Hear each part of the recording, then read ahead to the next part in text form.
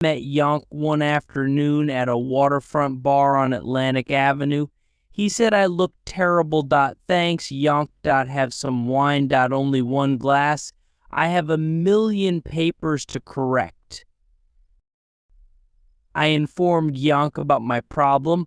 I am too easy. People do not respect easy teachers.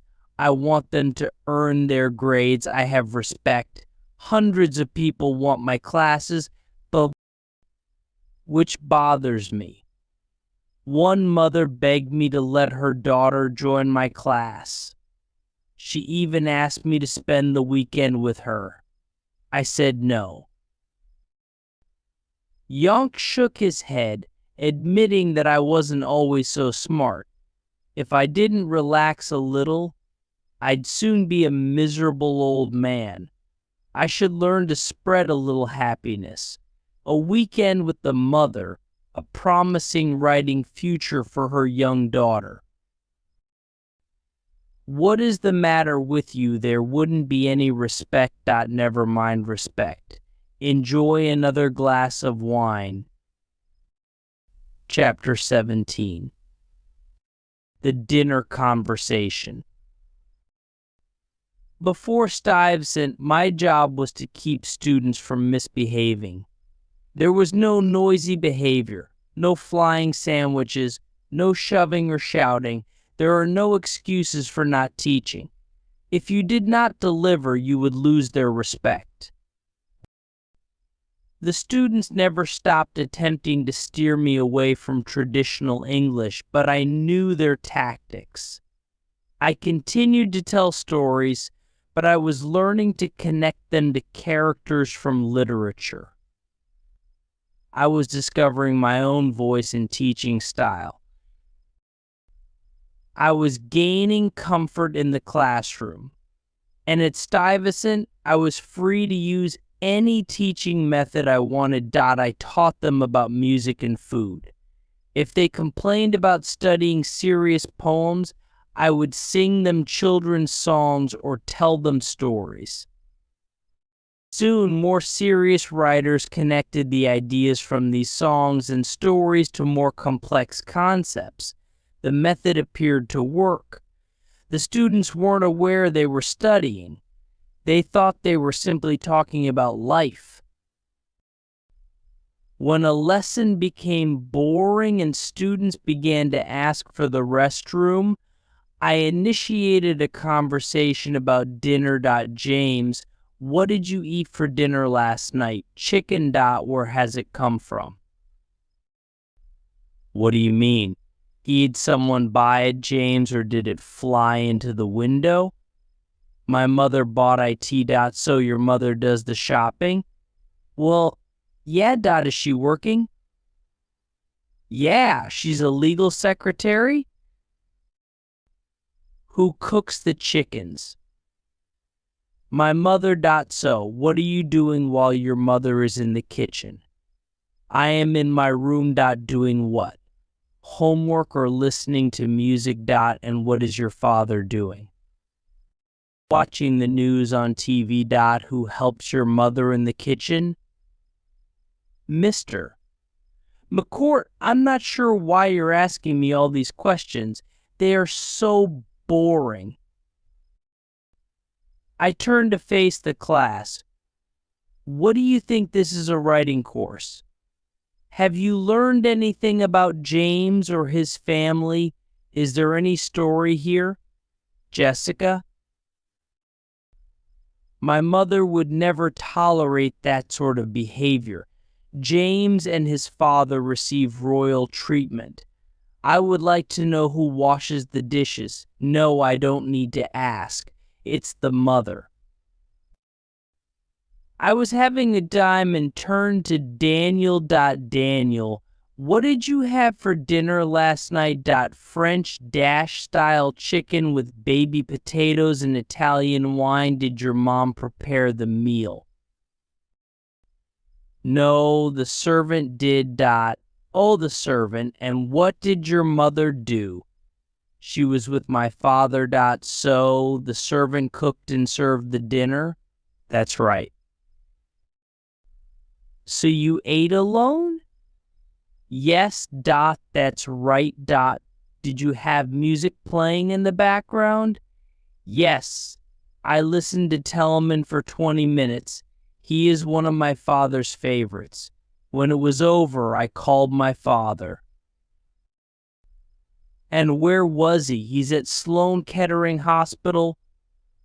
My mother is with him all the time because he is dying. Oh, Daniel, I apologize. Why haven't you told me?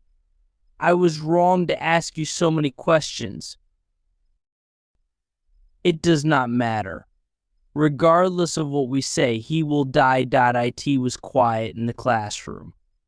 What would I say to Daniel now? I played my little game. I had been a smart, funny teacher. Daniel had been patient. Details about his lonely dinner permeated the classroom. His father was present. We waited beside a bed with Daniel's mother. We'd always remember the French-style chicken, the servant, and Daniel alone at the gleaming, expensive table as his father died. Chapter 18. Problems with Parents. On open school day, the children are sent home at noon, and the parents return from 1 to 3 p.m., and again from 7 to 9 p.m. Teachers are exhausted after speaking with hundreds of parents throughout the day. There are 3,000 students at the school, which should equate to 6,000 parents. But this is New York, where nearly half of the families are separated, so there could be 10,000 adults, mothers and fathers, with their new partners. They are all convinced that their children are the world's smartest. They have high expectations for their children and will only be satisfied if they achieve them. Stanley's parents have separated and do not get along. I'm not surprised Stanley has emotional issues. The mother lives in a 6-room apartment on the Upper West Side. Dad lives in a small, dirty apartment in the Bronx. Stanley spends half of the week with his mother and half with his father, but he's upbeat about it.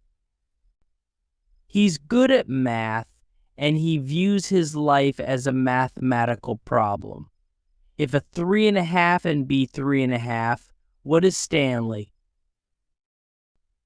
Maureen McSherry is my monitor for open school night.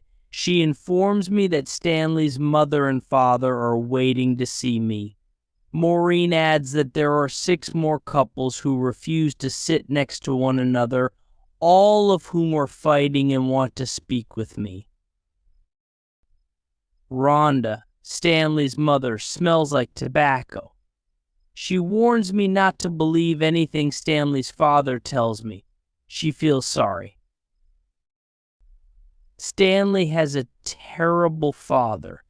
How is Stanley doing in school? That's fine.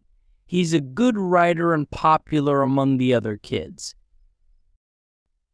What a surprise with such a stupid father. When Stanley is with me, I give him my full attention. But he is extremely upset about having to spend 3.5 days a week with his father. He started staying out at night. He claims he is staying with friends, but I do not believe him. I know he has a girlfriend whose parents don't mind what they do. I am afraid I don't know anything about that. I'm just his teacher, and it's impossible to get into the private lives of 175 students. A few minutes later, I'm talking with Stanley's father, Ben. He says, I heard what she said. He laughs and shakes his head. But let us not talk about her. I'm having this problem with Stanley right now.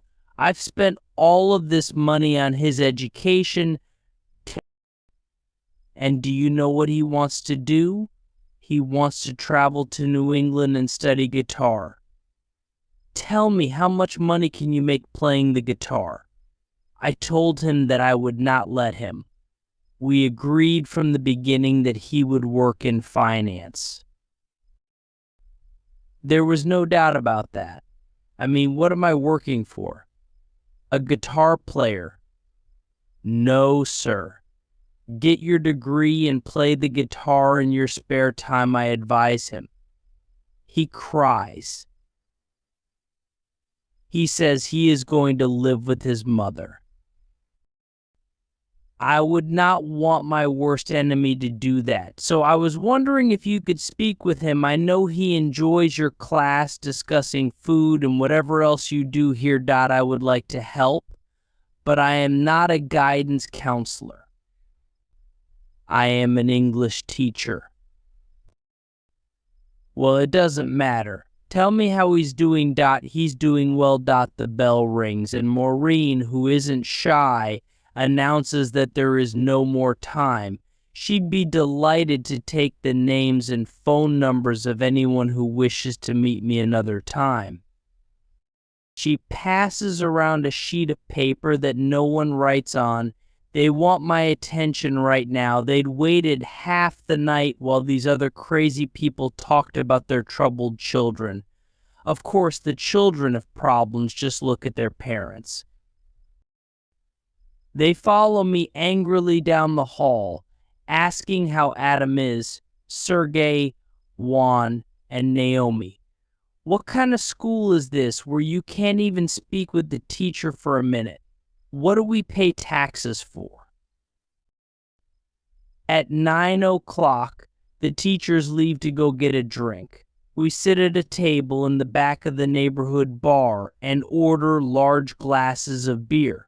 We've been talking all night, so our mouths are dry. I tell the other teachers that in my entire time at Stuyvesant, only one parent, a mother, has ever asked me if her son is enjoying school. I agreed because he appeared to be having a good time. She smiled, stood up, and said, "Thank you," before leaving. One parent in all those years. They only care about success and money. Money, adds Connie, another educator. They have high hopes for their children. We are like factory workers. Our job is to prepare their children to perform for parents and employers. A group of parents enter the bar. One approaches me. "This is nice," she says. "You have time to drink beer, but no time for a parent who waited half an hour to see you." I tell her I'm sorry. She angrily rejoins her group at another table. I'm so tired that I drink too much and stay in bed the next morning. Why didn't I simply tell that mother to go to hell? Chapter 19. Bob and Kenneth. In my class, Bob Stein never sat at a desk. Perhaps he was too big for it, but he preferred to sit in the window seat in the back of the room. When he was relaxed, he smiled and waved. "Good morning, Mr. McCourt. Isn't this a wonderful day?" He dressed the same way all year, a white shirt open at the neck, a gray jacket, short pants, thick gray socks, and yellow builder's boots. He carried no bag, books, notebooks, or pens. He joked that it was my fault because I had once enthusiastically discussed Thoreau. I had said that the simple life was best. Everyone should discard what they own. When I gave the class written assignments, he always asked to borrow a pen and paper. "Hi, Bob. This is a writing class. You need a pen and paper." He reassured me not to worry. Snow was falling on my head, he explained. I should enjoy my final few years of life." The students laughed, but he assured them he was not joking. In a year, he said, I'd look back on this moment, and I'd wonder why I was wasting my time and emotions over the lack of his pen and paper. I had to play the role of the serious teacher. "Bob, you could fail this class if you don't do the work." "Mr.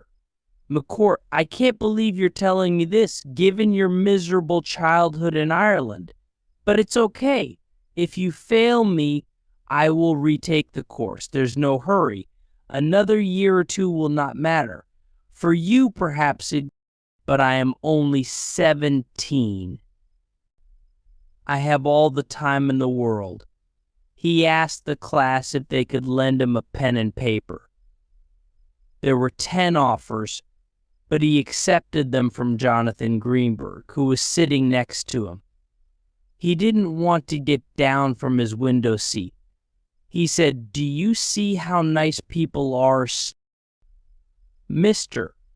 McCourt, if other people bring big bags, you and I won't have to worry about supplies." "Yes, Bob, however, that will not help you next week when we have the big test on Gilgamesher." "What's that, Mr. McCourt?" "It's the world literature book. Oh, yes, I remember that book. Big book.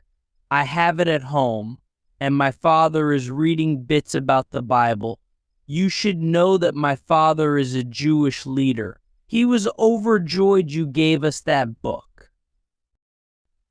He said you must be an excellent teacher." I told him you were a great teacher, except you were too concerned about pens and paper. "That is enough, Bob. You have not even looked at the enough, Bob. You have not even looked at the book." He assured me that his father frequently discussed the book, so I did not need to worry. Bob would learn everything about Gilgamesh before the big test. Bob one said over the sound of the class laughing, "It would make me happier if you read the book yourself. One love to, but it doesn't fit into my plans. What are your plans, Bob?" "I'm going to be a farmer." He smiled, waved his pen and paper, and apologized for causing disruption in the classroom. Bob was prepared to work. He suggested that everyone in the class do the same. But before we get started, he'd like to clarify that he doesn't dislike world literature. He just liked reading farming magazines. Farming was more complicated than most people thought.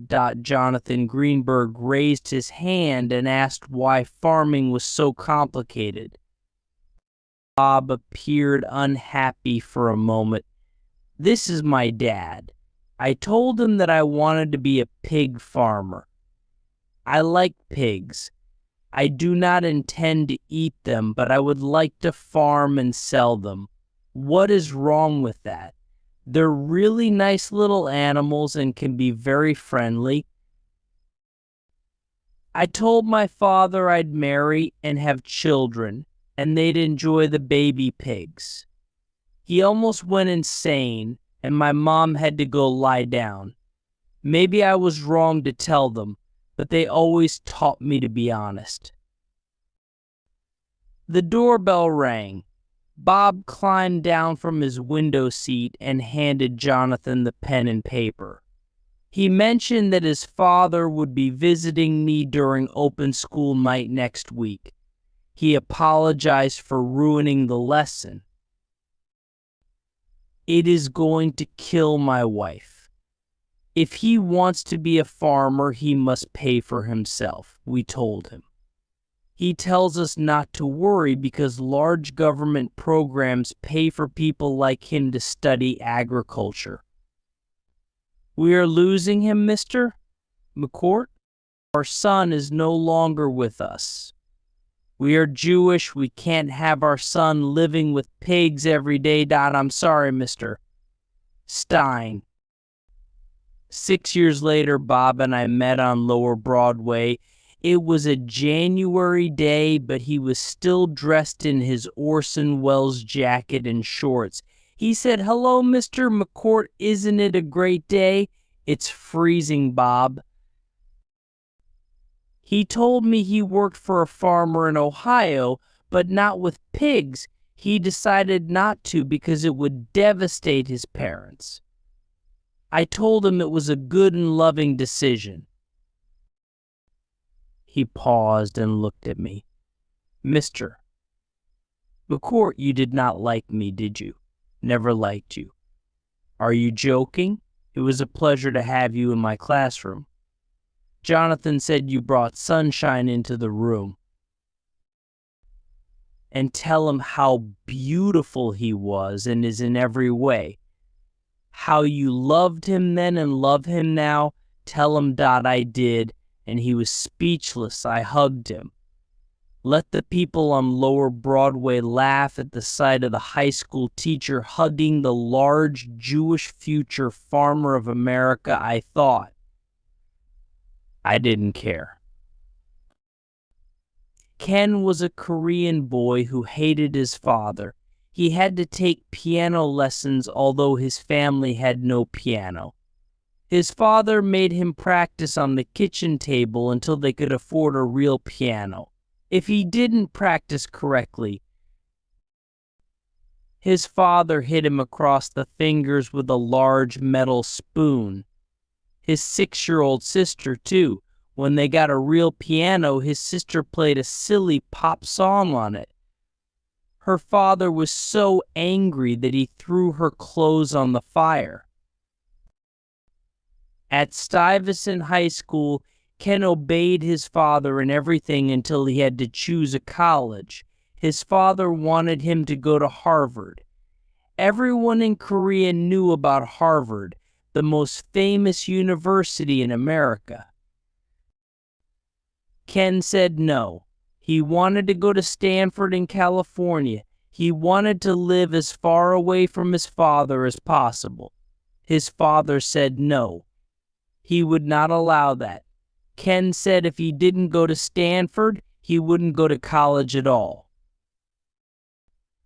The father was going to physically attack him in the kitchen, but he was afraid of Ken. Ken was bigger and stronger. The father walked away angrily. He didn't want his son to go to Stanford, but he'd be even more ashamed if his son didn't go to college at all.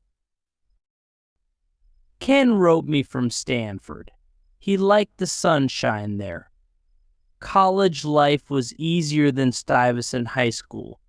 There was less pressure. He just had a letter from his mother. She said he had to spend all his time working, and he mustn't join any clubs or do any other extra activities. If he didn't get grade for everything, she wouldn't allow him to come home for Christmas. Ken didn't mind. He didn't want to come home for Christmas. He came home only to see his sister. His father knew almost no English and spent every working day and night selling fruit and vegetables. He badly wanted his children to get the education he had never had. In an English class at Stanford, Ken was asked by the professor to talk about his favorite poem. Ken remembered a poem he'd studied in my class, My Father. While he was talking about it, he suddenly started crying in front of all the other students. The professor put his arm around Ken's shoulder and led him down the hallway to his office. He stayed an hour in the professor's office, talking and crying. The professor said it was okay. He had a father who he hadn't liked, a cruel Polish Jew. His father had almost died in a German prison camp in World War II. He'd come to California and managed a food store to pay for his 3 children's education. The professor said their two fathers would have a lot to talk about together, but that would never happen. The Korean grocer and polished Jewish food store manager could never find the words that come so easily in a university. Ken said he felt much better after talking to his professor. Now he was going to buy his father a tie for Christmas and his mother some flowers. Yeah, it was crazy buying her flowers because they sold them in the store. But there was a big difference between flowers from a Korean grocery store and flowers from a real flower store. He couldn't forget one thing his professor had said. The world should let the polished Jewish father and the Korean father sit in the sun with their wives. Ken laughed over how excited the professor became. Just let them sit in the sun. But the world won't let them because there's nothing more dangerous than letting old men sit in the sun. They might be thinking, and it's the same with kids. Keep them busy or they might start thinking.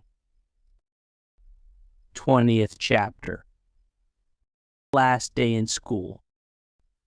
And in a great acceptance speech will thank you, their teacher, for everything.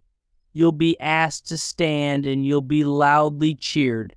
This will be your time in the sun, your reward for thousands of lessons.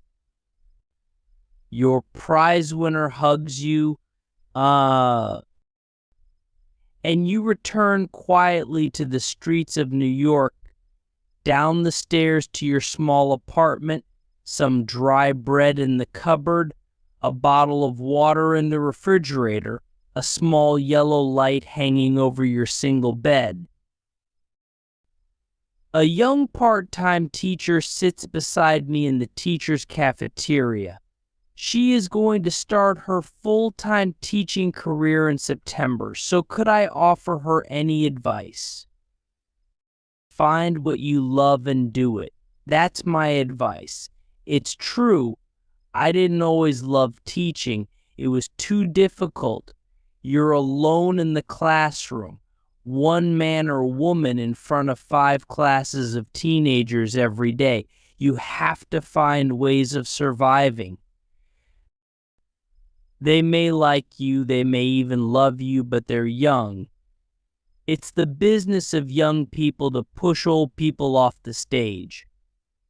A teacher's life is similar to the life of a professional fighter. One bad fight, and that's the end of your career. But if you're smart and patient, you'll learn the tricks.